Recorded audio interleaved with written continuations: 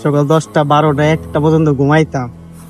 তো একদিন মা এসে আমরা টান দিয়া তুইলা বলতেছে, কিরে তোর ব্যাংক অ্যাকাউন্টে কয়শো কোটি টাকা জমাইছস, কয়টা বাড়ি করছস, কয়টা গাড়ি আছে, হ্যাঁ ব্যবসার পজিশন কয়টা, জমিদারের পোলার মধ্যে 10টা 12টা পর্যন্ত ঘুমাইতেছস, হ্যাঁ বাপের পয়সা কাটা জমি আছে, হ্যাঁ।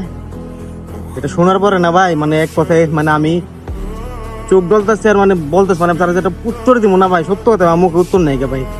আর ছেলে যদি না কামাই কইরা বাড়িতে বইসা যায়, খাবার দেয় ভাই ঠিকই ভাই, খাবার দেয়, কিন্তু খাবার সাথে দেখলেন জুড়ে দেয়। খালি তো বসে আসছস, নে খায় নে, খালি তো বসে আসছস, দে রসুন গুলো ছিলে দে, আরে খালি তো বসে আসছস, বেকারি তো বসে আসছস, ধর পেঁয়াজ গুলো কাটাতে দে, খালি তো বসে আসছস, যা বাড়িটা পরিষ্কার কর, রুমটা পরিষ্কার কর, বাইরে দেখ। বেশি না ভাই, জাস্ট 6টা মাস বেকার অবস্থায় না বাড়িতে বসে থাকো, তারপরে দেখো কি হয়। 6টা মাস বাড়িতে বসছো বেকার অবস্থায় বা কোনো একটা কারণে, তখন ভাই তোমার যোগ্যতা তুমি বুঝতে পারবা যে বাবা মা কি হয়, পরিবার কি হয়, ঘর কি হয়।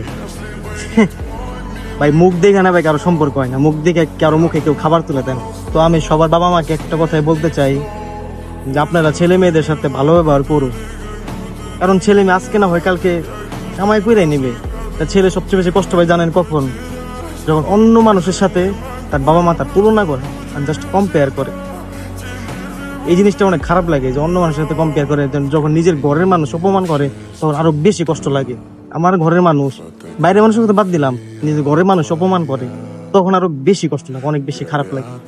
এই কারণে আমি সবার বাবা মাকে একটা কথা বলতে চাই যে ছেলে মেয়েদেরকে কষ্ট দিয়েন না, তাদেরকে অন্য মানুষের সাথে কম্পেয়ার করেন না, পারলে নিজের জীবনটা উদাহরণ দেন, মানুষের জীবনটা উদাহরণ দিয়েন না।